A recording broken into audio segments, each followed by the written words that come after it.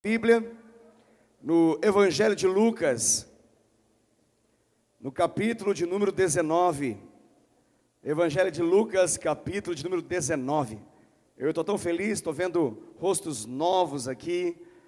A grande maioria eu ainda não conheci, alguns eu conheço. Estou feliz de perceber algumas pessoas que falaram: eu vou lá, pastor, quero ver esses homens transformados. E você está aqui, você é muito bem-vindo. Você que está aqui conosco pela primeira vez, ou há muito tempo não estava conosco, você é muito bem-vindo. Fique à vontade no nosso meio e abra o seu coração, porque Deus vai falar com você agora, em nome de Jesus. Lucas, Evangelho de Lucas, capítulo de número 19, a partir do verso de número primeiro verso de número 1.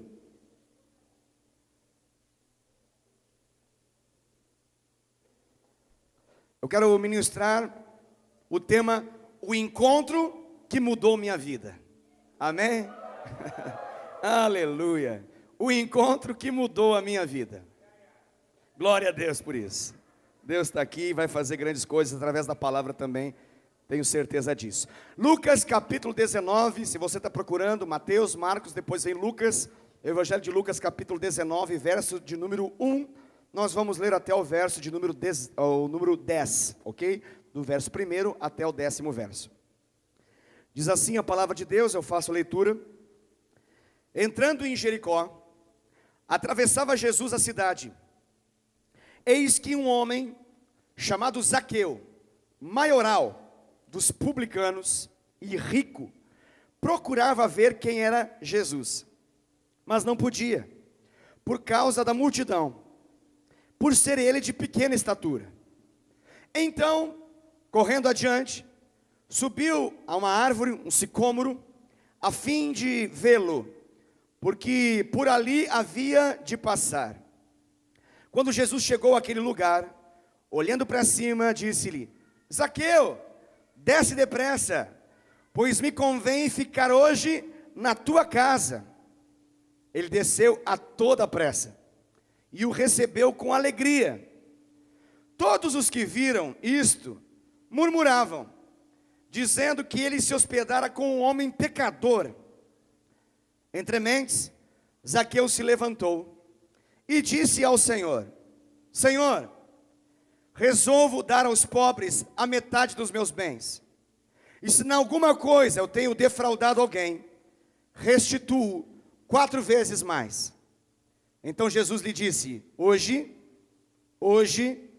houve salvação nessa casa, pois que também este é filho de Abraão, porque o Filho do Homem veio buscar e salvar o perdido. Porque o Filho do Homem, Jesus, veio para buscar e salvar aquele que estava perdido. Amém, queridos?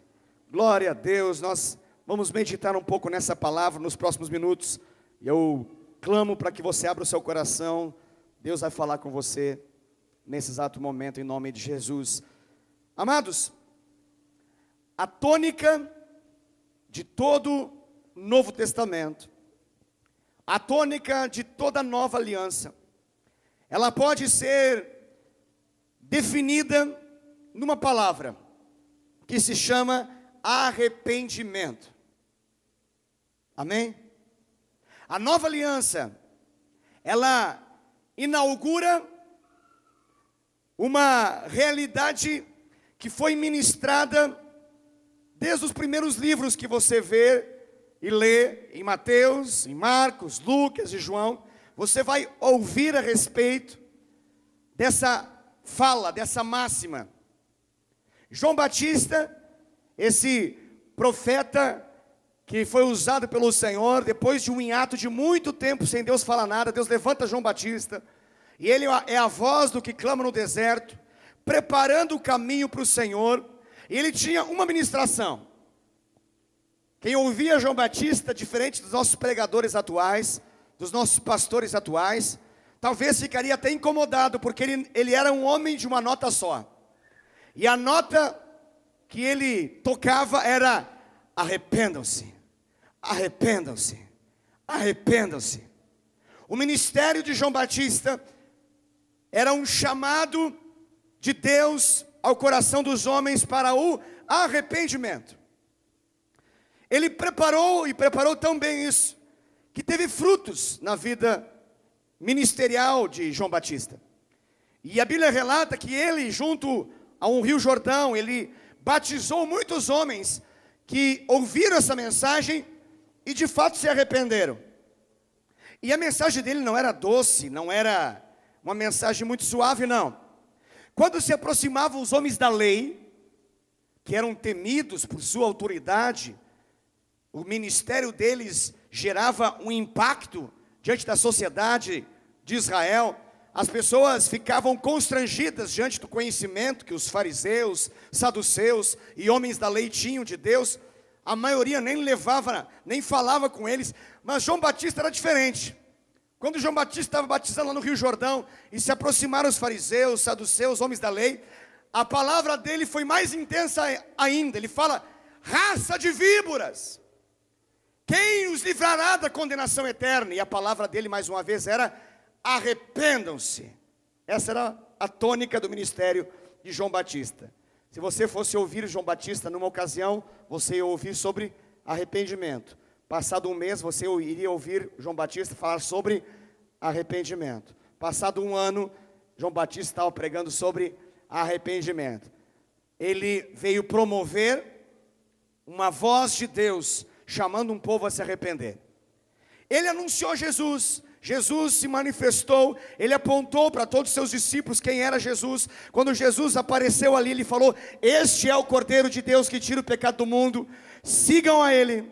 E os seus discípulos, os seus seguidores passaram então a seguir Jesus. E Jesus vai começar o seu ministério aos 30 anos de idade. E quando ele começa o seu ministério, qual é a tônica do ministério de Jesus? Quando ele vai ministrar a palavra, quando ele vai ensinar, o que ele fala? Ele diz: arrependam-se cada um dos seus pecados.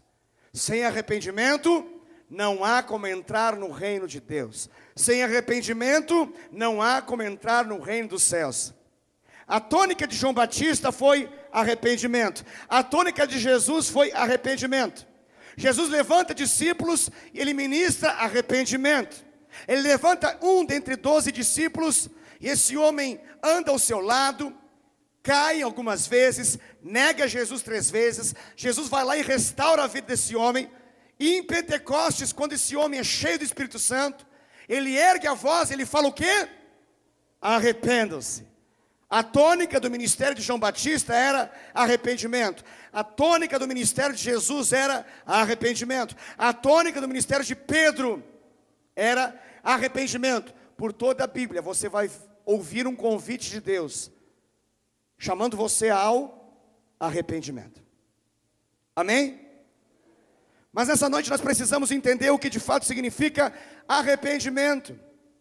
Porque é possível que nós interpretamos mal o que significa de fato arrependimento. É muito comum na nossa língua portuguesa nós falarmos a palavra arrependimento para muita coisa. A gente fala: eu estou arrependido de ter ido lá.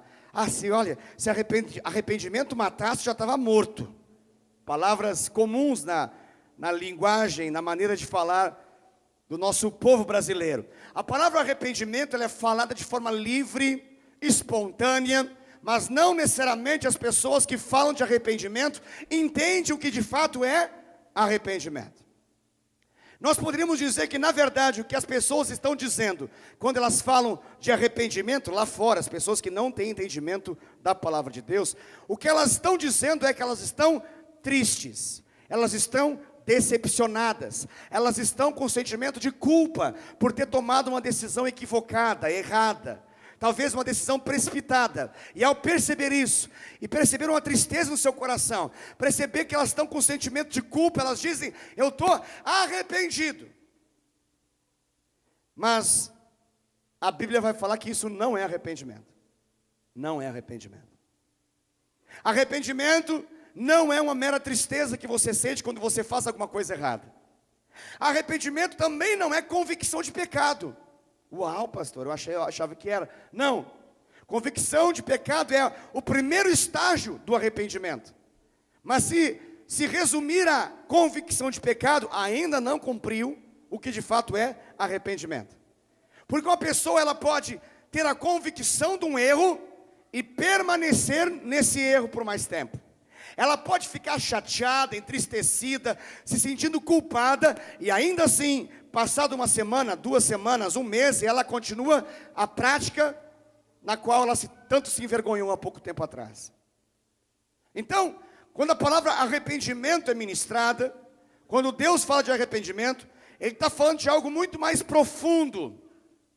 João Batista, ele ministrava isso também, que quando você vai ler a respeito da vida dele, ele está ministrando a respeito do arrependimento, ele fala, ele dá uma palavra em Mateus capítulo 3, versículo 8, que nos ajuda a entender, quando ele diz assim, olha, produzam frutos dignos de arrependimento. Produzir frutos dignos de arrependimento. João Batista estava ministrando que o arrependimento, ele manifesta um fruto. Está comigo, sim ou não? Amém? Então, o arrependimento, ele mostra um fruto. A macieira produz maçã. A videira, parreira, produz uva. Laranjeira produz laranja. O que o arrependimento produz? Porque a Bíblia fala que ele produz um fruto. A Bíblia vai dizer aqui que é um fruto. O arrependimento, ele manifesta um fruto. E de acordo com o fruto, você sabe de que árvore é. Então, para que nós possamos falar de arrependimento e ter revelação a respeito de arrependimento, nós não vamos conhecer o arrependimento apenas de forma filosófica. Nós não vamos conhecer o arrependimento apenas de forma ideológica, mental, de uma definição. Mas como que nós podemos perceber o arrependimento? Me diga. Através de um fruto.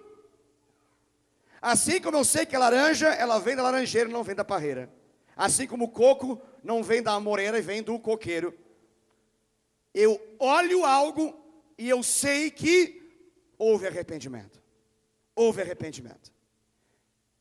Se arrependimento não é remorso, que é simplesmente a sensação e a convicção de erro, culpa, de que você transgrediu alguma lei dos homens, ou de Deus, ou sua mesmo, e você está extremamente triste. O que de fato é arrependimento? Porque a Bíblia fala que há uma tristeza segundo o mundo. O apóstolo Paulo nos ensina que há uma tristeza segundo o mundo que produz morte. Mas há uma tristeza segundo Deus que produz arrependimento. Obrigado, meus amados irmãos, leitores da palavra. Então há uma tristeza segundo o mundo que produz morte. Obrigado, querido. Mas há uma tristeza segundo Deus que ela gera o quê? Então, a tristeza, nós podemos chamar ela de remorso, ela só nos convida à culpa, à acusação. Ela é um convite a nós percebermos o quão ruins somos, o quão porcaria somos, o quão falhos somos. E ela para aqui, ela para na percepção do erro, na convicção da falha. Mas o arrependimento, ele nasce numa tristeza, mas o final dele manifesta uma grande alegria. O arrependimento, diferente da tristeza segundo o mundo, o arrependimento produz vida. A tristeza segundo o mundo só produz morte. A depressão está aí para poder comprovar o quanto a tristeza segundo o mundo pode produzir morte. Mas eu quero falar isso, eu estou na verdade introduzindo isso porque nesse texto aqui, nós percebemos um genuíno, um verdadeiro arrependimento. Fruto de um encontro que mudou, revolucionou, transformou a vida de um homem. O nome desse homem era Zaqueu. Com toda certeza você já deve ter ouvido a musiquinha do Regis Danese, que já foi interpretada por inúmeros outros cantores, em vários estilos musicais, até em funk, até em batidão de funk carioca, você vai conseguir de repente saber que se toca aquela música que diz mais ou menos como? como Zaqueu. Eu quero o mais alto que eu puder, só pra te ver, olhar para ti. Vocês cantam bem, hein? E chamar tua atenção para mim, eu preciso, Senhor, eu preciso de ti, ó Pai. Ele é pequeno mesmo, hein? Sou pequeno demais, me dá a tua paz, largo tudo para te seguir. Aí qual que é o convite dele? Ele diz: entra na minha casa, entra na minha vida, sara todas as feridas, me ensina a viver santidade, quero amar somente a ti, pois o Senhor é o meu bem maior. Pedido: faz um milagre em mim. Legal. Glória a Deus. Muito bom, vocês cantam muito bem. Que legal. Essa música, na verdade, é uma narrativa perfeita dessa narrativa aqui. Uma letra composta da experiência desse homem. Mas o que você acabou de cantar, talvez você não saiba muitos detalhes, e por isso é importante nós ministrarmos aqui. Alguns estão muito claros aqui. A Bíblia fala que Zaqueu, ele era um publicano. O que é um publicano? Um publicano, na verdade, eram pessoas que tinham uma responsabilidade dada pelo Império Romano de cobrar imposto, taxa, tarifa de um povo subjugado, mais especificamente do povo de Israel. Então, veja só, os publicanos, eles eram judeus que serviam ao Império Romano para cobrar do seu próprio povo tarifa, taxa, imposto, e entregar então a César ou aos seus súditos, aos seus governadores distritais, aos seus governadores de região. Esses eram os publicanos. Quando a Bíblia fala de publicanos, agora você sabe, eram cobradores de impostos. A Bíblia vai nos dar a entender, na experiência de Zaqueu e no conhecimento que temos de outros publicanos, que eles não apenas cobravam os impostos devidos. Como eles tinham a autoridade dada por aqueles que eram os dominadores, o império, não era apenas um reino local, mas um império que dominava a grande parte do mundo conhecido da época. Então, lhes foi dado direito. E eles podiam agora, não apenas, porque não havia um controle assim tão forte, e corrupção não é simplesmente uma criação à la brasileira, mas já existia desde aquela época, na verdade já existe desde Adão e Eva. Então, eles não apenas calculavam o devido do imposto, mas eles passavam agora a fazer uma extorsão, de maneira fraudulenta. Eles agora passavam a ser caracterizados aqui no que no direito vai ser mencionado como eles se apropriavam indevidamente, eles tinham um enriquecimento ilícito. Fruto do quê? Fruto de roubo. Porque não apenas eles pegavam o percentual devido do imposto, mas eles aplicavam a mais, que não ia para o império, que não ia para o imperador, para os governadores, mas ia para o bolso de quem? Para o bolso dos próprios publicanos. Essa prática tornou os publicanos homens nada bem vistos na sociedade daquela época. Eles passaram a ser odiados, porque eles eram aliados do imperador, e não apenas eram aliados do imperador, como também eles roubavam do povo que era o próprio povo deles. Então esses homens eram conhecidos como traidores, eles eram conhecidos como ladrões. A tal ponto era essa realidade que, segundo a história, quando um publicano chegava numa sinagoga judaica, quando um publicano conhecido na época chegava num templo, eles eram expulsos daquele lugar, porque ninguém queria ter parte com o publicano. Publicano era igual a pecador no contexto da época ali de Jesus. Esses eram os publicanos. E é por isso que a Bíblia aqui dá um detalhe, segundo Lucas, ele menciona que esse homem era muito rico. Era rico. Ele era um homem abastado, um homem com muita grana. Só que ele tinha uma característica que é interessante nessa história, soa até um pouco engraçada. Ele era de pequena estatura, não necessariamente anão, mas ele era de pequena estatura. E agora ele ouve falar de Jesus. Pela lógica, esse Zaqueu, ele foi orientado, ele foi educado debaixo dos princípios judaicos. Pela lógica, ele tem conhecimento de lei. Ele tem conhecimento da espera que Israel tinha a respeito de um Salvador, de um Messias. Em algum momento da sua vida ele ouviu falar a respeito de Jesus. E alguém com certeza testemunhou de que teve um encontro com Jesus e foi tremendo. E falou para ele que foi tremendo. Esse Zaqueu, de pequena estatura, com um monte de dinheiro em casa, com malas de dinheiro, frutos de roubo, percebeu nisso uma grande possibilidade. Por quê, queridos? Porque olha só, talvez para a grande maioria isso pode parecer bobagem o que eu vou falar, mas a riqueza comprovadamente não trouxe satisfação, paz, felicidade para esse homem aqui. Ao ponto que ele tinha um vazio no coração.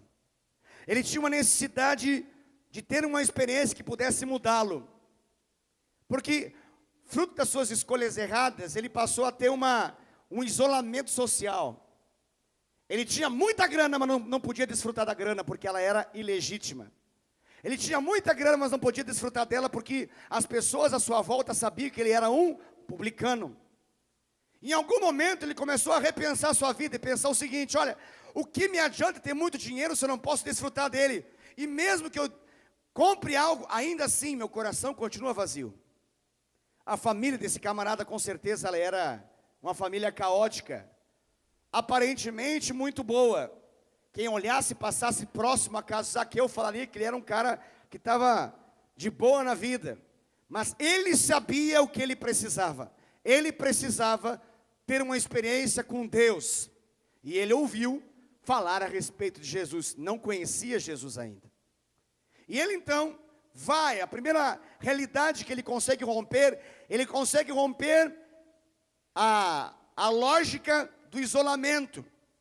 Ele está acostumado a ir do trabalho para casa, do trabalho, da coletoria de impostos para casa, porque os demais lugares ele era facilmente percebido e facilmente as pessoas, com aquele preconceito social que existia, falavam mal dele, então ele tinha que rapidamente voltar para casa. Essa era a vida desse homem. Zaqueu era da coletoria de impostos para casa. Ele precisou romper a primeira barreira na vida dele, que é romper a barreira do seu conforto caseiro. Ele precisou romper a barreira de ficar na frente da sua própria televisão, contemplando o seu smartphone, na frente do seu notebook, no seu laptop. Ele teve que romper a barreira de ter o acesso fácil a tudo que estava ali tão próximo. Entenda que eu estou fazendo uma ponte com o contexto da época, obviamente. Mas ele teve que sair desse lugar de nada para se lançar na possível experiência. Ele não sabia o que ia acontecer, mas ele tinha uma expectativa de que algo acontecesse. Então ele sai da sua casa. E ele sai da sua casa com foco. Ele ouviu falar que Jesus está passando por Jericó. No capítulo 18, veja só, Jesus vai curar um cego. No finalzinho do capítulo 18, vai nos falar a respeito de um cego que é curado, que é o cego de Jericó. Esse cego de Jericó, ele é curado de modo impressionante. Jesus toca a vida dele, muda a vida dele. E você sabe, aonde milagres acontecem, mais pessoas vêm.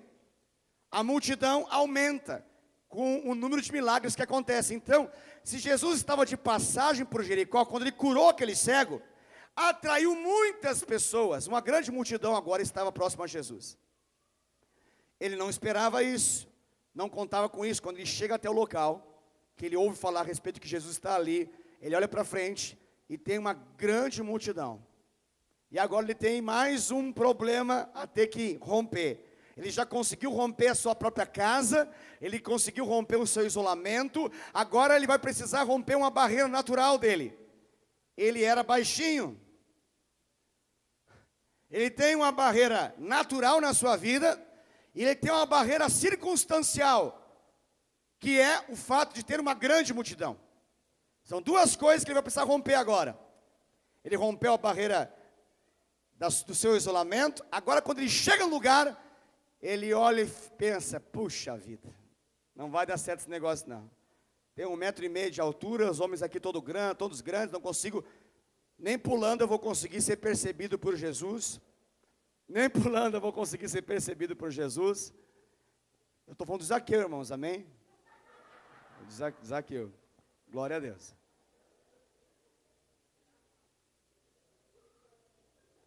Não confunda os nomes. É o Zaqueu que eu estou mencionando. Então agora ele tinha uma barreira pessoal, a altura dele. E ele tinha uma barreira circunstancial. Havia uma oposição ali. Eu penso que nós podemos ter a seguinte ideia. Esse homem tinha uma realidade natural na vida dele. Ele era baixo. Ele era baixo. Aqui, obviamente, a questão de ter acesso a Jesus não vai ser determinada pela altura que temos, mas esse homem, naturalmente, ele tinha uma circunstância ali na sua própria vida que o impedia. Havia uma baixa na sua vida que o impedia de ter acesso a Jesus. Talvez quando você olha para a sua vida, você tem 1,70 m, 1,80 m, e você não tem a mesma realidade da vida de Zaqueu, talvez até mais. Mas talvez há algo que quando você olha para você mesmo, você sabe que há um impedimento natural na sua vida. Talvez a baixa autoestima. Talvez a ideia de que você é um nanico espiritualmente. De que você é um nanico em termos de maturidade como pessoa. Talvez você olhe para a sua vida e você percebe que naturalmente você está impedido de ter uma experiência com Jesus. Porque algo dentro de você te atrapalha. Algo na sua constituição, na sua vida te atrapalha de ter essa experiência com Jesus. Você se olha no espelho da vida, não apenas no espelho físico. E você olha e fala, Jesus é muito grande, Jesus é muito maravilhoso, Jesus é muito bom. Jesus, ele vai abençoar com certeza outro, mas eu sou muito baixo. Eu tenho pensamentos muito baixos.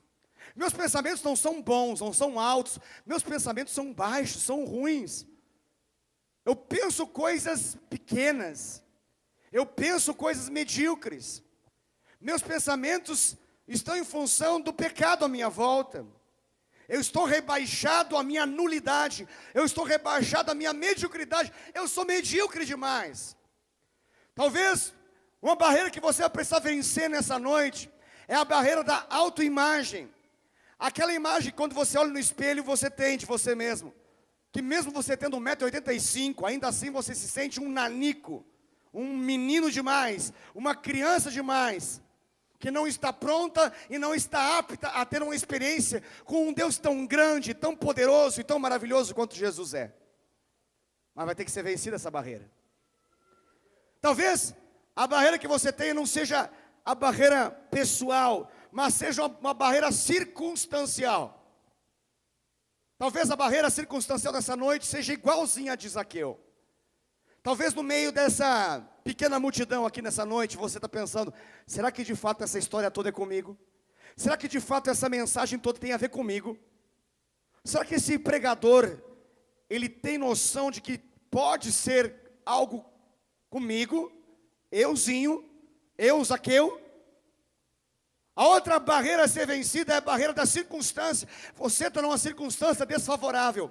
Se Deus chamasse você à parte, só você e Deus, seria diferente. Mas você está aí, entre mais de 250 pessoas.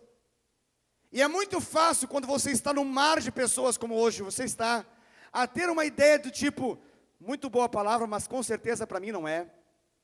Muito legal isso tudo, mas eu acho que não tem a ver comigo, porque não tem a ver comigo. Não pode ter a ver comigo. Não pode ser tão pessoal. Não pode ser tão personificado isso. Não pode ser algo tão específico para mim. Foi no geral, foi genérico, foi para todos. Para mim, não. porque eu sou só mais um no meio da multidão. Há uma impressão no mundo de que só somos um no meio de uma grande multidão. Somos conhecidos pelo nosso RG, pelo nosso CPF. Somos conhecidos por alguma coisa que nos define diante de um mar de gente à nossa volta. É muito fácil nós pensarmos que as coisas podem acontecer com os outros, mas conosco não. Porque nós somos muito insignificantes, nós somos muito pequenos, nós somos muito coitados. Deus não deve estar falando comigo. Deve estar falando com alguma outra pessoa. Mas comigo não. Ele teve que romper essa barreira também. E a Bíblia vai falar então que ele toma uma decisão que vai romper essas duas realidades numa tacada só. Vai quebrar com a situação da altura dele e vai fazer ele ser diferente no meio de uma multidão de iguais. Ele ousa crer que ele pode sair da sua pequenez. Ele ousa acreditar que ele pode fazer algo que sai da sua mediocridade, que faça ele sair dessa condição de rebaixado, de pequeno. É uma decisão que ele toma e vai matar 2 coelhos numa cajadada só. Ele olha para um sicômoro, detalhe, esse sicômoro ele é um sicômoro bravo. Segundo a lógica ali, a ideia, essa árvore, ela era frondosa o suficiente para que pudesse ter galhos grandes, mas muitos dizem que ela era espinhenta. Não era fácil subir nesse sicômoro. A gente lê esse negócio e fala, parece que é um menino assim, que trepa rapidamente numa árvore. Não, é um homem. Não é um menino com toda a sua elasticidade corporal. É um homem já. Talvez quando você era menino, meu amado irmão, você com muita facilidade ia a alturas das mais elevadas. Tenta fazer isso hoje para você ver o que acontece. Não é a mesma coisa, é um homem. Nós não estamos falando de uma criança, estamos falando de um homem. Um homem talvez por volta dos seus 50 anos. Um homem que já não tem toda aquela habilidade com o seu próprio corpo para movimentar e fazer facilmente subir. Mas ele percebe no meio de uma multidão que existe uma árvore. Ele percebe que existe uma árvore que vai gerar esperança para ele. Ele enxerga na árvore uma possibilidade. E eu acredito que profeticamente aquela árvore, que era apenas um sicômoro bravo, vai se transformar numa árvore que vai liberar vida para ele. Sem saber, sem conhecer, ele vai se unir à árvore da vida, por meio daquela experiência física que ele vai fazer. Aquela árvore é brava, frutos ruins, alguns dizem que era uma figueira brava, uma espécie de uma figueira. Porém, a Bíblia fala que ele vai subir nesse sicômoro, e ele está lá, a Bíblia fala que ele fica lá um tempo. Você leu comigo no capítulo 19, ele sobe nesse sicômoro com a finalidade de ver Jesus. Por quê? Porque ele sabia que Jesus iria passar. Ele percebe a movimentação da multidão, ele percebe que em algum momento vai passar. E a Bíblia fala algo impressionante. Essa narrativa aqui que nós temos de Lucas capítulo 19, ela não fala um detalhe que para nós seria muito interessante perceber. Zaqueu gritou. Zaqueu chorou. Zaqueu bradou. Não. Aqui diz assim, no versículo de número 4 fala, então correndo adiante, subiu um sicômoro a fim de vê-lo, porque ali havia de passar. Versículo 5 diz, quando Jesus chegou àquele lugar, olhando para cima, disse Zaqueu. Zaqueu. É interessante, a música fala assim, de chamar tua atenção para mim. Nós entendemos que chamar a atenção é gritar e dizer, Jesus, filho de Davi, tenha compaixão de mim, como foi a experiência do cego. Mas nesse caso não foi. Nesse caso ele teve uma atitude. Voltemos ao arrependimento. O arrependimento envolve uma atitude. O arrependimento envolve uma atitude. Ele tomou uma atitude que parecia muito simples, singela, pequena, mas que foi decisiva na vida dele. Deixa eu falar algo para você nessa noite, você que me ouve. O Senhor espera que você tenha uma atitude, e não é uma atitude das mais difíceis de se ter, é uma atitude simples, singela, que tem aparência de pequena, mas que pode mudar a sua história. Pastor, que atitude que eu preciso tomar? A atitude de parar de se ver como esse rebaixado, nulo, jogado ao chão. Você precisa ter uma atitude que te posicione diferente. Como assim se posicionar diferente? Por quê? Porque a multidão, ela está ali, como pessoas necessitadas de um milagre, e elas só querem voltar para casa com um milagre. Elas querem que os seus olhos possam enxergar quando são cegos, eles são surdos, querem ouvir. Os paralíticos, as pessoas com paralisia no seu corpo querem ser curadas. Essa é a busca da multidão. A multidão quer uma bênção. A multidão quer um presente de Jesus. A multidão quer algo que possa fazer eles se sentirem melhor, se sentirem bem, ter um pouco de paz. Alguma coisinha que altera na vida, mas não querem a alteração total da sua vida. Zaqueu, ele está lá. E ele está começando a perceber que alguma coisa vai acontecer. E o coração dele anseia por uma experiência, não apenas com aquilo que Jesus pode fazer, como fez na vida do cego de Jericó, mas ele anseia por uma experiência que mude algo dentro dele. Ouça o que eu estou falando, por favor. Ele não é cego, ele tem olhos que enxergam. Ele não é surdo, ele tem ouvidos que ouvem. Ele não é mudo, ele consegue falar. Ele consegue se deslocar com o seu próprio corpo, ele não tem nenhuma paralisia, mas ele tem uma doença dentro dele. Essa doença é um vazio existencial. Falta propósito na vida desse homem. Ele é perfeito por fora e doente por dentro. Ele já fez muitas tentativas que o dinheiro pode comprar e nenhuma delas pôde mudar essa realidade. Ele era um homem vazio, isolado por causa das suas decisões equivocadas e erradas. Ele era desprezado, ninguém queria dar bola para Zaqueu. Não tinha um cara para falar: ei, sobe minhas costas, eu vou dar um pezinho para você. Vai lá, Zaqueuzinho, vai. Que isso? Quando você tem amigos, beleza, você pode pedir um pezinho. Quando você tem amigos, você pode falar: posso ir aqui nas suas costas? Pode, mas não tem amigos, como é que faz um negócio desse? Esse homem não tem amigos, ele está sozinho, ele tem um sentimento de solidão que ele carrega no coração dele. Imagina alguém que se acostumou a viver sozinho, que se acostumou a ouvir o eco dos seus próprios pensamentos na sala da sua casa. Essa pessoa não ouve o seu nome ser recitado há anos. Você consegue entender o que eu acabei de falar?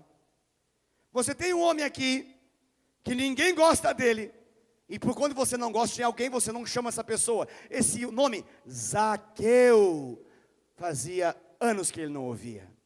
Pensamento dele lá em cima é: será? Será? Não, será que vai dar certo? Será que é só subir na árvore? Será que é só mudar meus pensamentos um pouquinho? Será que é só sair dos pensamentos baixos e ir para pensamentos altos, que vai ser suficiente para que alguma coisa possa acontecer? Ele está lá, e eu acho que ele está se preparando para chamar a tua atenção, mas ele não chama atenção. O único fato que parece que chama atenção é o fato que ele está no alto, mas não há um grito, não há uma expressão. Aqui não fala no livro de Lucas. Eu gosto dessa passagem aqui, desse momento. Ele está lá em cima da árvore, talvez se preparando para chamar a atenção para ele. E Jesus se antecipa. Jesus se antecipa. Eu quero falar algo para você, uma grande verdade para o seu coração. Jesus te vê. Jesus te vê no meio de uma pequena, de uma média e de uma enorme multidão. Ele te vê. Quando ninguém te vê, Ele te vê. A Bíblia fala que Jesus viu a Zaqueu. A Bíblia fala que Jesus não apenas olhou para Zaqueu, mas Jesus chamou Zaqueu pelo nome. Quanto tempo que ele não ouvia o nome dele? Há anos. Agora o Criador do universo, o Deus que se fez carne, vai falar: Zaqueu. Oh my God. Você consegue entender isso, meu querido? Um cara que está acostumado a conviver com o eco da sua própria voz quando ele fala consigo mesmo. Um cara que está mergulhado nos seus próprios pensamentos depressivos. Agora ele está ouvindo o Criador do universo falar: Zaqueu, você tem um Deus que te conhece. Você tem um Deus que sabe o seu nome. Você tem um Deus que não conhece você apenas em série, mas Ele te conhece como alguém especial, ao ponto que Ele sabe quem você é. Ele sabe o que você pensa. Ele sabe o que você faz. E o mais louco disso tudo, Ele não diz que uma música diz tão bonita que é a música. Gosto da música, acho bonita a música. Só que ela está um pouquinho errada. Porque não é Ele que fala assim: entra na minha... Lá de cima, Jesus, entra na minha casa, entra na minha vida. Não, é Jesus que fala: quero entrar na tua casa, quero entrar na tua vida. Totalmente diferente. O camarada está em cima da árvore pensando: meu Deus, acertou meu nome. Achei que era alguém especial, mas não sabia que era tanto. E aí Jesus fala: Zaqueu, desce daí. Desce daí. Porque o que você precisa não é apenas você se programar a pensar pensamentos maiores. O que você precisa não é apenas você tomar uma decisão de mudar você mesmo, que você não vai conseguir. Desce daí. Desce daí, porque isso não muda a sua vida. Se fosse para mudar assim, você lia um livro de autoajuda e você mudaria. Se fosse para mudar, você reprogramava a sua mente, fazia uma reprogramação neurolinguística, e você então fazia PNL, e você então iria ser um vencedor.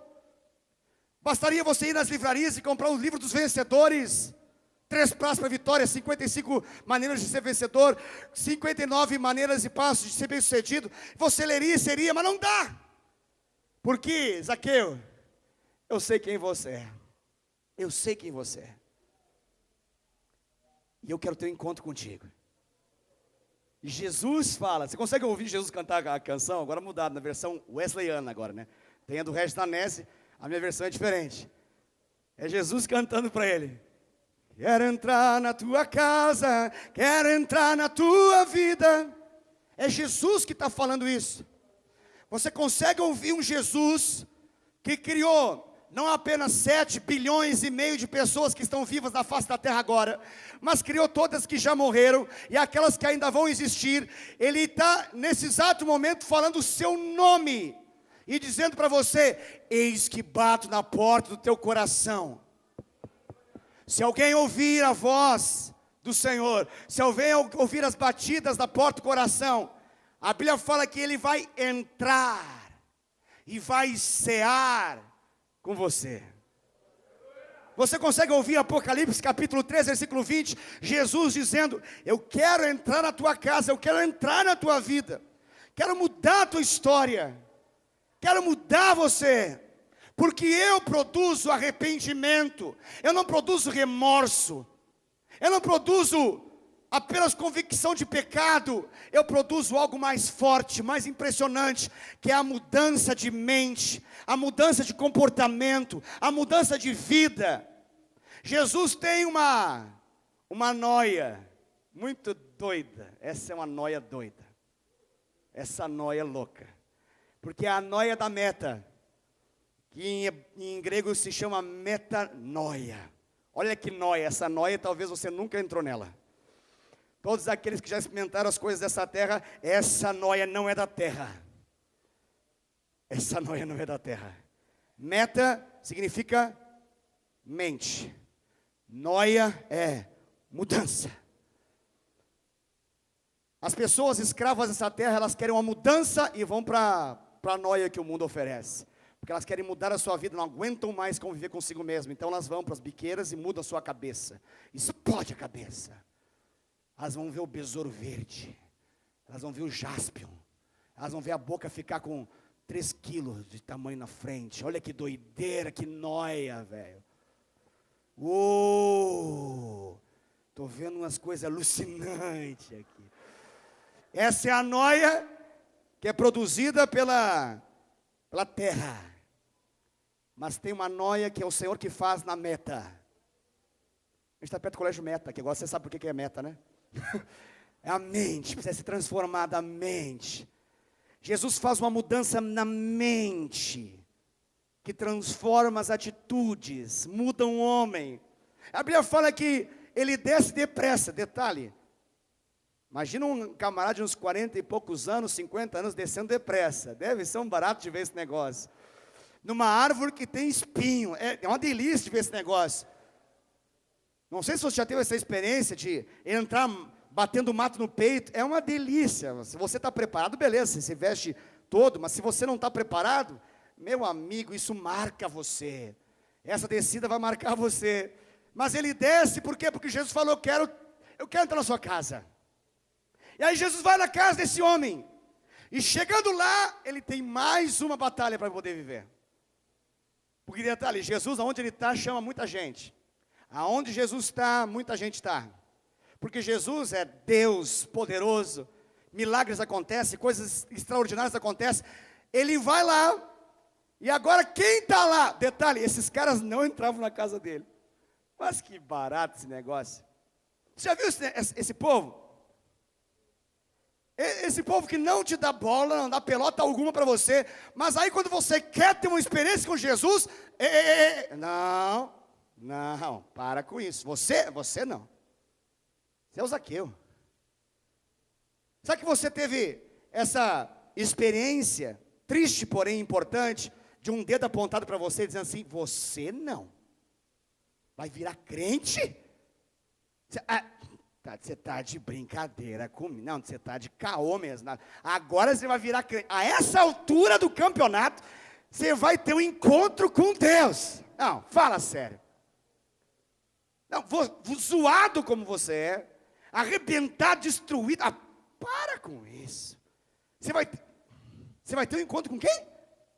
Com Deus. Tá bom.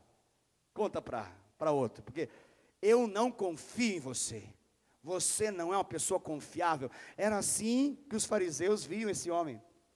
Quem aqui já teve o desprazer de se saber, com esse sentimento no coração, de que as pessoas à volta não estão entendendo muito bem esse negócio de Jesus? Já teve essa experiência assim na sua vida?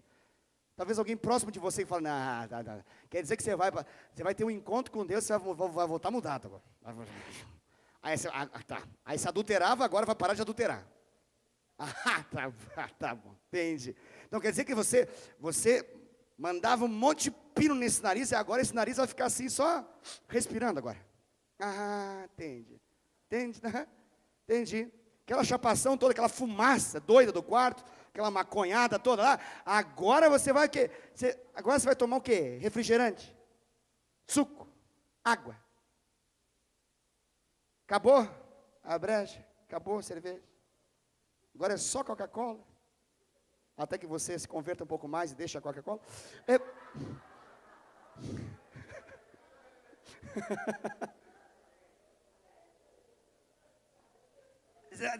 Nessa altura do campeonato, você vai virar crente, então. Entendi. Essas pessoas apresentam uma lei para você, e a lei é basicamente a lei que diz assim, com você não. Imagina esse negócio. Você está prestes a viver a mais extraordinária experiência da vida, e pessoas aí entram na sua vida para poder dizer, com você não. São os profetas da desgraça. Você fala, agora eu vou mudar. Eles falam, que gracinha você. Tá bom. Tá. É tremendo. Tá. Tremendo mesmo. Tremenda palhaçada. Tá de brincadeira. Eu conheço quem é você. Eu sei que você é um ladrão. Você é um ladrão. Você é mau. Eu sei quem você é. Os fariseus estão dizendo, você é mau. Os fariseus, eles são a semelhança de Satanás, aqueles que nos acusam. E eles só param na acusação. Satanás, ele é campeão de acusar. Ele esfrega na nossa cara, nossa imperfeição. Todos os dias, ele mostra, como no outdoor, que ele mostra o quão ruim nós somos. A função da lei é mostrar para a gente o quanto a gente não consegue cumpri-la. Por isso que ninguém é salvo mediante a lei, mas nós somos salvos mediante a graça de Deus. Efésios capítulo 2, versículo 8 e 9 fala: pois pela graça sois salvos, mediante a fé. Isso não vem de nós, é dom de Deus, não por obras, para que ninguém se glorie. Ninguém se glorie. Tem alguma razão de se gloriar? Tem. A semelhança de Zaqueu, algum de nós aqui teria como bater no peito e falar assim: não, eu sou bom, eu sou um homem bom, 100% bom. Nenhum de nós é 100% bom. Você pode ser bonzinho aos seus próprios olhos, mas segundo os olhos do Senhor, você é um pecador. Eu posso me achar bonzinho, mas segundo os olhos do Senhor eu sou um pecador e preciso de salvação. E aí na casa, quando Jesus entra, Ele faz algo dentro da casa. Presta atenção, Ele faz algo dentro da casa. A presença de Jesus, ela gera arrependimento verdadeiro. Verdadeiro. Somente Jesus pode mudar o homem, Ele muda de dentro para fora. Tudo nesse mundo tenta nos mudar de fora para dentro, mas Jesus é aquele que entra na nossa casa e de dentro para fora, Ele manifesta um arrependimento e um fruto novo. É um fruto novo, é um fruto novo. E o mais lindo dessa história é que, por mais que ninguém tenha interesse por você, para Jesus você é alvo do amor dEle. Por mais que todos à sua volta possam dizer que não, com você não acredito mais. Você já falou que ia fazer isso inúmeras vezes. Nós não acreditamos, nós não conseguimos mais colocar crédito nenhum em você. Você está desacreditado. Mas Jesus olha para você e fala: eu quero estar na tua casa. Eu quero estar na tua casa. Que casa é essa, pastor? A casa que ele bate em Apocalipse 3:20. Eis que estou à porta e bato. Se alguém ouvir a minha voz, for até a porta, abrir a porta, entrarei na sua casa, cearei com ele, ele comigo. Essa noite Jesus está aqui. E Ele está aqui para poder produzir uma coisa doida. Uma metanoia. Muito doida. Quer fazer o ladrão dar dinheiro. Quer fazer o ladrão se tornar doador. Você consegue fazer um ladrão se tornar doador? A lógica do mundo é: ladrão bom é ladrão morto. A lógica do mundo é: pau que nasce torto nunca se endireita. Até que conhece o carpinteiro de Nazaré, que é Jesus o Senhor. Ele está lá. Ele vai mudar esse cara de dentro para fora. Ele está numa alegria. Os caras estão ali, ó, na orelha, olhando torto para ele, mas ele está vendo que Jesus, o Rei dos Reis, Senhor dos Senhores, está amando ele, está dentro da casa dele. Chega um momento que ele vai ter uma atitude diante daquilo que a graça fez.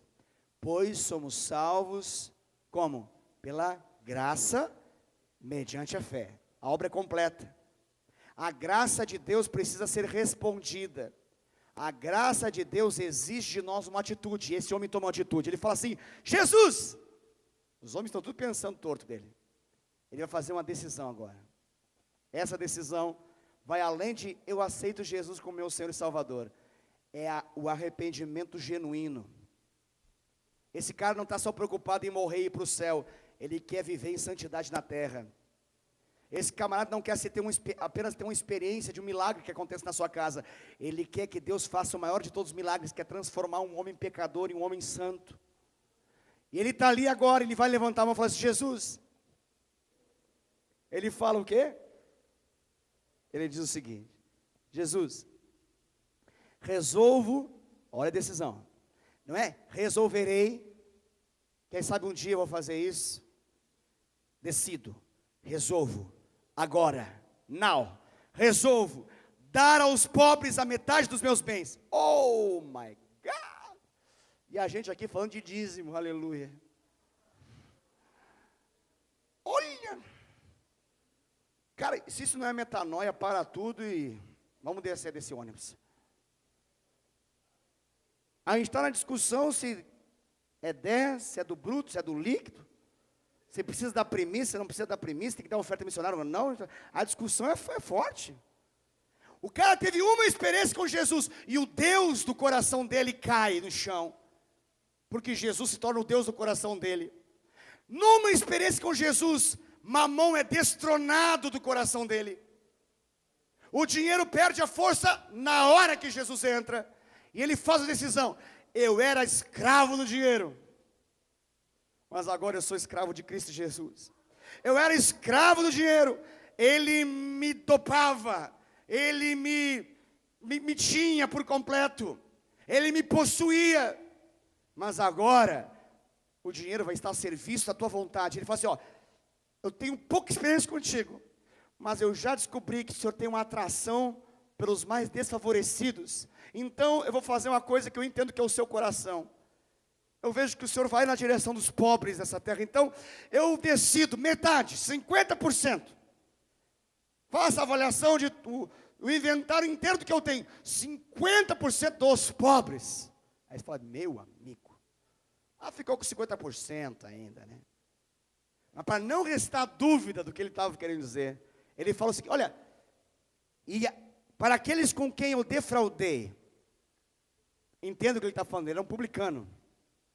Aqueles que eu roubei, eu não quero apenas restituir, eu não quero apenas fazer a correção de juros para poder dar, não, eu quero fazer uma coisa ainda mais forte. Por quê? Porque há um fruto de arrependimento na minha vida. Eu vou dar 4 vezes mais do que aquilo que eu tirei de alguém. Meu Deus do céu.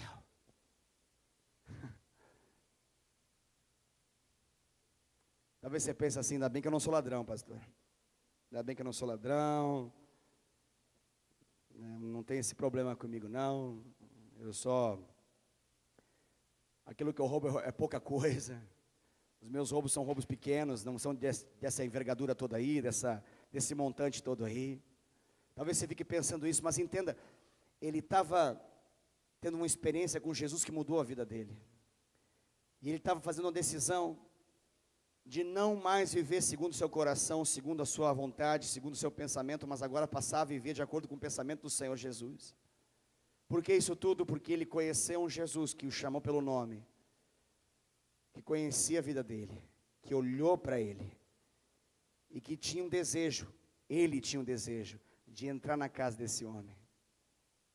Esse mesmo Jesus está aqui, é o mesmo Jesus, é o mesmo ontem, é o mesmo hoje, e será o mesmo eternamente. Ele está aqui nessa noite.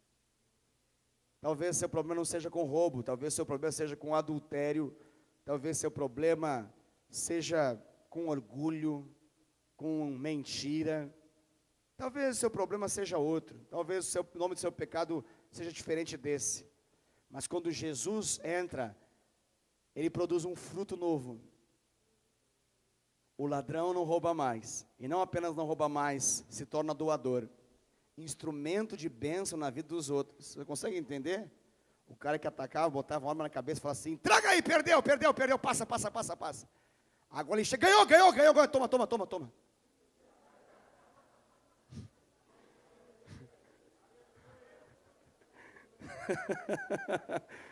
Tenta imaginar você tendo uma experiência com o Zaqueu transformado na rua. Imagina você naquele contexto, pobre, indo a pé porque não tem dinheiro para poder pagar o vale transporte. Ei, ganhou. Toma.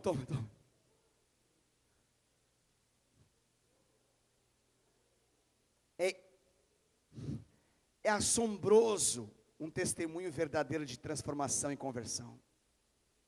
É agressivo, a semelhança de alguém que nos aborda na rua e fala: ganhou. É agressivo demais. Conviva com gente transformada pelo poder de Jesus, você vai ver que agressivo que é. Constrange o amor, constrange a santidade, constrange as decisões tomadas diante do Senhor. Por quê, pastor? Por que ele não pôde fazer essa decisão antes? Porque ele ainda não tinha tido uma experiência com Jesus. Talvez o Zaqueu já tinha conhecido a Maria, a mãe de Jesus.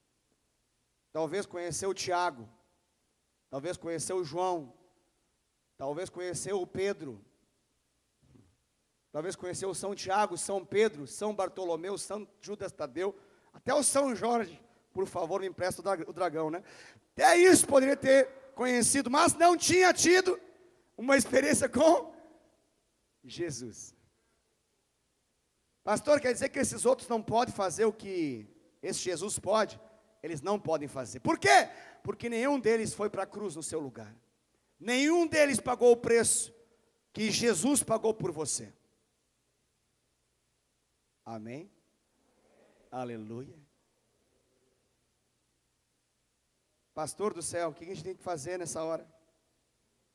Você precisa reconhecer que Jesus, com a sua graça, Ele tem uma música para cantar para você, e dizer assim: quero entrar na tua casa, quero entrar na tua vida. Só que o que você vai ter que fazer? A Bíblia fala ali, e Zaqueu, correndo, se jogou daquela árvore, abriu a porta da sua casa, e falou: Jesus, entra. Entra, Jesus. Ninguém entra aqui faz muito tempo. E todas as experiências que eu já tive, alguém aqui dentro foi para me humilhar e dizer que eu sou um publicano, um ladrão. Mas Jesus entra na minha casa. Entra aí. A Bíblia fala que ele respondeu com alegria ao Senhor Jesus. O arrependimento verdadeiro, ele gera uma transformação em alegria. Nada se compara à alegria da salvação. Nada se compara ao gozo da certeza de que você teve uma experiência de salvação. Jesus termina essa história dizendo para ele o quê? Hoje, o que teve nessa casa? Que casa? Ah, na igreja Fonte de Vida, em Indaiatuba, Avenida Engenheiro Fábio Roberto Barnabé, 3744. Não necessariamente. Na casa do seu coração. No meio da multidão, Deus está falando com você. Ele chama o seu nome. E Ele quer fazer uma transformação na sua história. Nessa noite eu quero orar com você. Esse culto vai terminar nos próximos minutos, mas eu quero orar com você. Quem, pastor, que você quer orar? Eu quero orar com você, Zaqueu. Onde você está, Zaqueu? Talvez você está aí, pensativo, será que Jesus de fato me conhece assim, tão bem? Será que Jesus pode de fato mudar a minha história? Jesus, Ele é o Senhor da vida, Ele é o Deus Todo-Poderoso. Ele está aqui, Ele quer entrar no seu coração, Ele quer entrar na sua vida. Ele te atraiu aqui e chamou um monte de cego curado para poder ser testemunho para você. Tem uma multidão aqui, mas nessa noite Ele chama você. Está comigo aí? Eu estou aqui, ó. Você. Amém? Você. O cego de Jericó já foi curado, aleluia. Tem 21 cegos que passaram a ver nesse final de semana. Mas e agora? Você, Zaqueu. Você, Zaqueu.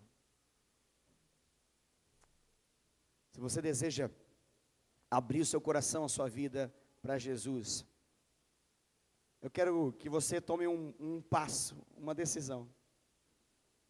Faça algo, de modo que mostre que você não quer ficar no meio dos comuns, da maioria, mas você quer fazer uma decisão diferente.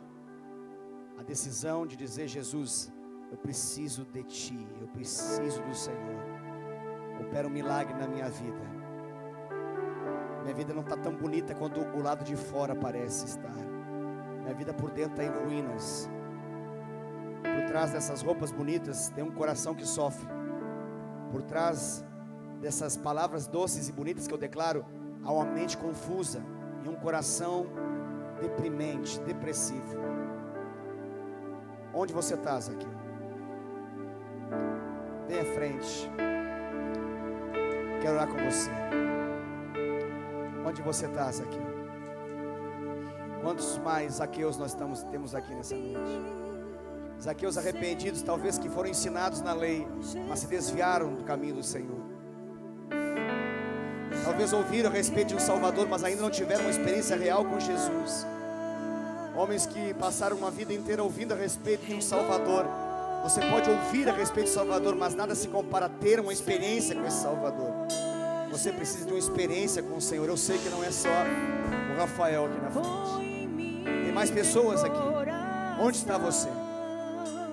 Eu apelo para a sua coragem, para a sua ousadia. A proposta aqui do Senhor é de um Jesus que fala: eu vou mudar a sua história, eu vou mudar a sua vida, eu vou mudar a sua história, vou transformar você, vou curar você, vou libertar você, vou transformar você. Você consegue entender isso? Jesus não está te chamando a te dar uma alegria passageira. Ele não tem um pó para você, Ele não tem uma pílula para você, não tem um remedinho para você. Ele tem vida eterna para você, vida em abundância para você. Onde está você, Zaqueu? Onde está você, Zaqueu? Onde está você que anda longe do Senhor? Onde está você que anda afastado dos caminhos de Deus? Onde está você que precisa de esperança, de salvação, que precisa que o Senhor entre e mude o coração, transforme a vida? Onde está você? Venha em nome de Jesus. Jesus quer entrar na sua casa, Jesus quer entrar na sua vida, Jesus quer mudar a sua história. Onde está você? Onde está você que quer ter um encontro com Jesus, que muda a sua história, muda a sua história? Você já ouviu outros mudarem, mas agora é a sua história, o seu coração, a sua vida. Às vezes você já andou no caminho do Senhor, você já ministrou para Deus, mas você está no pecado, está vivendo padrões baixos, mas essa noite você está arrependido. Arrependido. Não é remorso, não é apenas um chorinho qualquer, mas é arrependimento. Seu coração deseja um arrependimento que transforma, que muda, que cura. Jesus está aqui. Jesus está aqui. Ele está aqui para mudar histórias nessa noite. Ele está aqui para mudar realidades nessa noite. Ele é aquele que fala para você: Zaqueu, desce da árvore. Desce da árvore, porque eu quero ter um encontro contigo. Quero curar o seu coração de dentro para fora. Quero entrar naquela sala aonde já foi muito pecado feito lá. Eu quero mudar você lá, aonde você tem entretenimento, aonde você desfruta daquilo que você gosta, mas que te escraviza. Eu quero te libertar de você mesmo, Zaqueu. Onde você está, Zaqueu?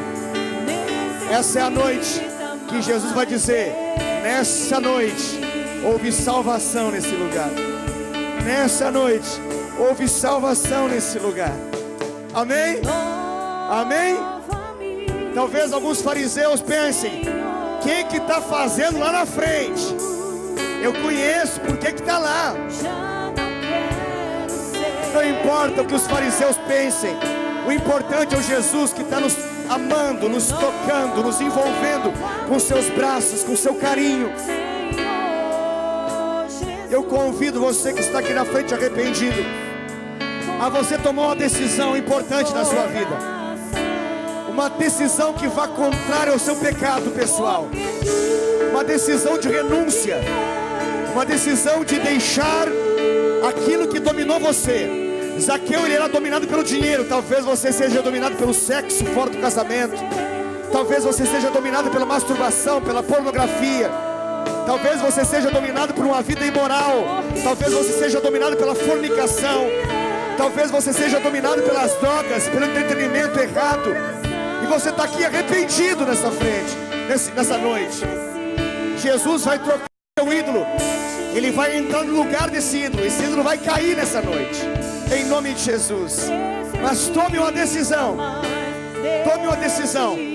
Zaqueu, ele disse: Senhor, eu decido dar metade do que tenho aos pobres. Eu estou quebrando a minha aliança com Mamon. E se em alguma coisa defraudei alguém, eu vou dar 4 vezes mais. O que você vai decidir nessa noite, querido? O que você vai decidir nessa noite? Tome uma decisão. Talvez o seu corpo está imundo por causa do pecado. Tome uma decisão diante do Senhor, dizendo para o Senhor: Senhor, eu entrego meu corpo para Ti como o templo do Espírito Santo. Eu entrego meu corpo para Ti, para que o Senhor seja glorificado através dele. Não quero pecar mais. Não quero pecar mais. Vou viver uma vida de santidade a partir de hoje. Vou viver uma vida de intimidade com Deus a partir de hoje. Talvez a sua boca foi a razão da sua queda, por meio de mentira, fofoca, falsidade, engano, hipocrisia. Dê a sua boca ao Senhor. Entregue a sua língua ao controle do Espírito Santo. Mas tome uma decisão. Fale algo para Jesus nessa hora. Porque tudo que há dentro do meu coração necessita mais de Ti. Porque tudo que há dentro de mim necessita ser mudado, Senhor. Porque tudo que há dentro do meu coração necessita mais de Ti. Aleluia. Aleluia. Aleluia. Necessita Aleluia. mais de Aleluia. Eu quero pedir que você que está aqui na frente, olhe para mim um pouquinho. Tem uma pessoa grudada em você aí. Está faltando alguém com a Pamela ali. Elaine, abraça essa menina aqui, ó, ao lado da Camila. Pamela, abraça aí. Eu quero que você que está junto a essa pessoa dê um abraço. Abraça essa pessoa. Abraça essa pessoa. Abraça de frente, não abraça de lado não. Não faz aquele abraço porcaria que a gente abraça como alguém que já quer sair fora. Não, abraça de verdade. Abraça de verdade, abraça de verdade. Jesus está expressando o amor dele para você através desse abraço, querido. Ele está abraçando você e dizendo para você: eu te amo. Eu te amo. Ele está abraçando você e dizendo: eu não esqueci de você. Zaqueu significa Deus se lembra. Zaqueu significa Deus se recorda. Eu não falei isso antes, só falo agora. O significado do nome Zaqueu é Deus se lembra. Deixa eu dizer para você, Deus se lembra de você. Deus ama você. Não há pecado tão grande que não possa ser perdoado por Senhor Jesus. Não há história tão arruinada que não possa ser endireitada por Jesus. Não há pecado tão sujo que não possa ser limpo por Jesus. Jesus te ama, te ama, te ama, te ama, te ama. Seja bem-vindo a uma nova vida, Zaqueu. Seja bem-vindo a uma nova vida, Zaqueia. Viva na altura da estatura do varão perfeito. Não viva mais como um baixo, nanico, mas sim como um homem de Deus, como uma mulher de Deus, na maturidade do Senhor. Esse é um novo encontro com Deus. É um novo encontro com Deus. Os encontristas lembram o que aconteceu nesse final de semana? Lembram? Está acontecendo aqui, ó. Está acontecendo agora. Jesus tem um encontro inesquecível, memorável, transformador para a vida de cada um de nós. E se você está se coçando aí e quer também isso, venha correndo que a gente pode abraçar você aqui. Se você está se coçando de desejo, fala: eu também quero esse negócio. Venha correndo que a gente coloca alguém para abraçar você agora. O que não pode é você sair desse lugar sem receber a expressão do amor de Deus, do carinho do Senhor, do quanto Ele te ama, do quanto Ele te deseja, do quanto Ele te quer bem. Ele tem uma música para você. Ele fala: eu quero entrar na tua casa, eu quero entrar na tua vida, quero mudar a tua história. Jesus está nesse lugar. Papai, obrigado por esse culto, Senhor. Eu amo o Senhor. Eu amo o Senhor. Eu amo o Senhor mais que tudo. Eu amo o Senhor. Eu amo o Senhor. Eu amo o Senhor. Eu amo o Senhor porque o Senhor sempre faz mais do que aquilo que nós pedimos e pensamos. Eu amo o Senhor porque nada do que nós fazemos é por causa dos nossos méritos pessoais, mas é em função do teu grande amor. Eu amo o Senhor. O meu amor por ti, Jesus, é uma resposta do teu amor por mim. Eu amo o Senhor. Obrigado por essas preciosas vidas que estão aqui, se arrependendo, chorando e clamando por uma novidade de vida.